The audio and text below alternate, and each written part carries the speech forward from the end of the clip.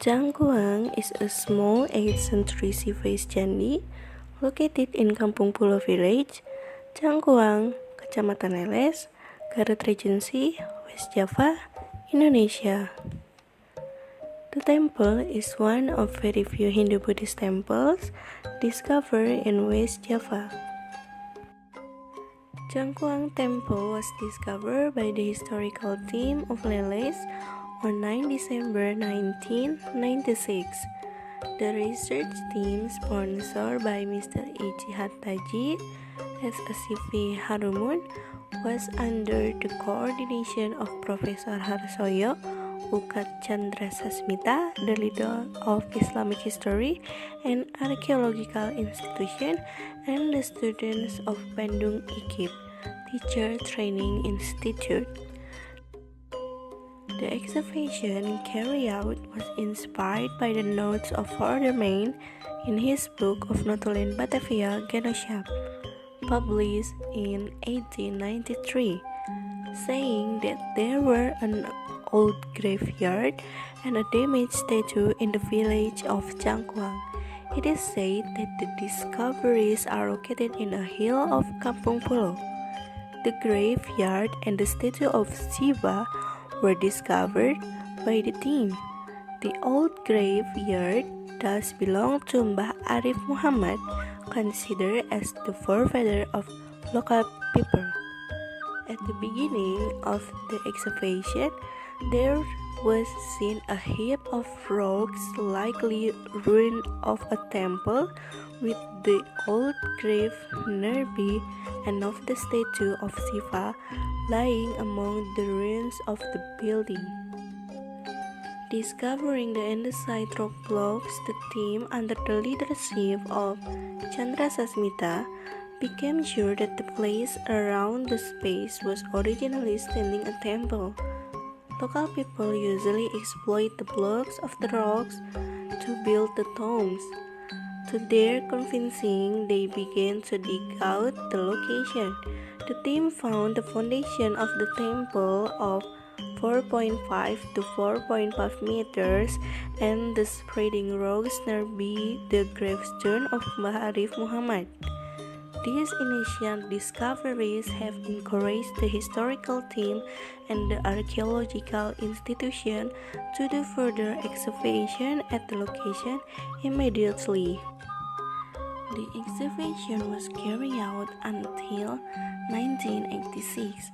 The process of renovation was carried out during 1974 until 1975, and the reconstruction was done at 1976, covering the frame of the body, the roof, and the Shiva statue, and a Joglo museum. The museum was intended to keep and to register the archaeological articles and of archaeological remains from throughout of Garut district. In carrying out the renovation in 1974, the rocks of the temple were discovered as the parts of the temple's foot. The main impediment for temple reconstruction was missing of the rocks. Only 40% of the whole original rocks were found. Hence, the raised part were constructed with the mixture of the stones, cement, split coral, sand, and iron. The Jangkuang Temple was the parts of the remains firstly renovated. It was aimed to build historical missing link between Purnawarman and Pajajaran. The scientists came to their conclusion that Candi Jangkuang was built at 8th century, referring to the following consideration: first, the decay condition of the rocks; 2, the plain forms or no relief.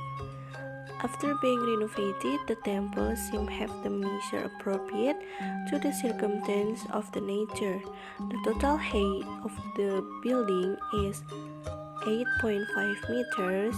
The body of the temple is standing on the longitudinal foot of 4.5 to 4.5 meters. The roof were arranged in row forming pyramid along each side of the row is decorated by a kind of a little crown like similar to the temple of Gedong Sangga. The entrance gate into the temple is on the east side. To the gate, one should pass through the stairs of 75 centimeters in width and 1 meters in height. The entrance gate is flanked by the walls forming the frame. There is no carved decoration at the gate's frame. Presently, the entrance gate into the room is set a door of iron log trellis. There is a room of 2.2 meters square inside the temple, and the height is 3.38 meters. The statue of Shiva of 62 centimeters is in the center of the room. It is said that here is a hole of centimeters in depth underneath the statue, but it cannot be proved as no one is allowed to enter in the room. The statue is called by Arca. Now, what we can find in Changkuang tourist attraction and how can we go there? Since Changkuang become tourist destination, we can start the journey to go there from Leles Sub-Regency Square. Buses, microbuses, cars, motorcycles, bicycles, horse-drawn carriages, and other public transportation are milling about around the Leles Sub-Regency Square, which is located on the edge of the roadway between Bandung and Garut.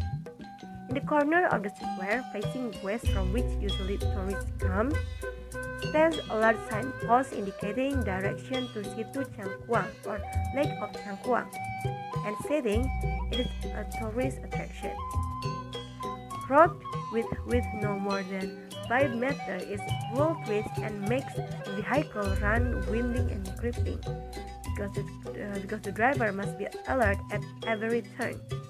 Because of such circumstances, touristic buses are difficult to pass, but buses of 3/4 in size. They also must compete with another road users.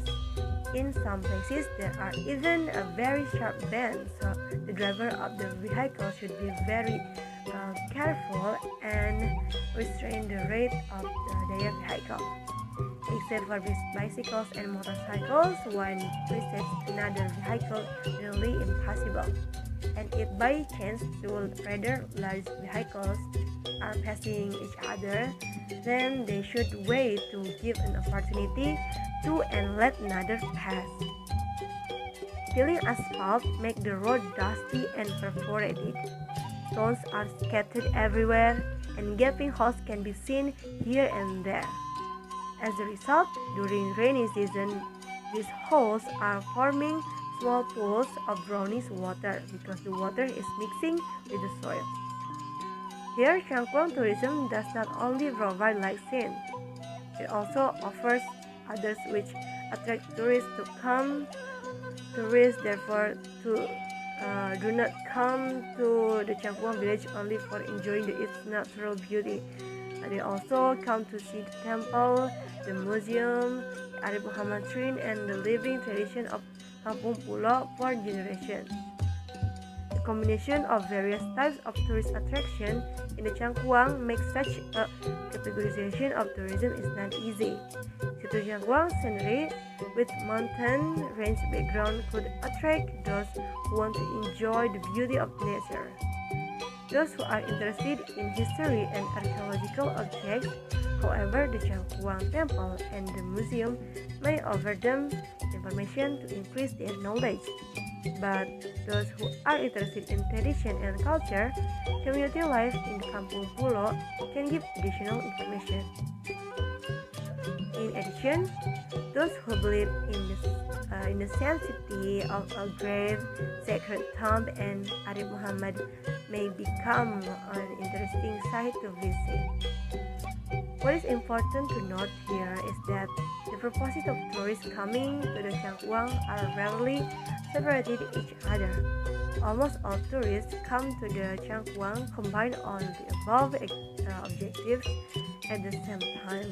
So we may say that tourists come to the Changkuang may enjoy a trip on a raft across the Situ while they look around at the panorama of mountain scenery, and these are followed by visiting the Hindu temple of Changkuang, the tomb of Arif Muhammad Museum, and seeing life of and having nice talk with the community of Kampung Pulo.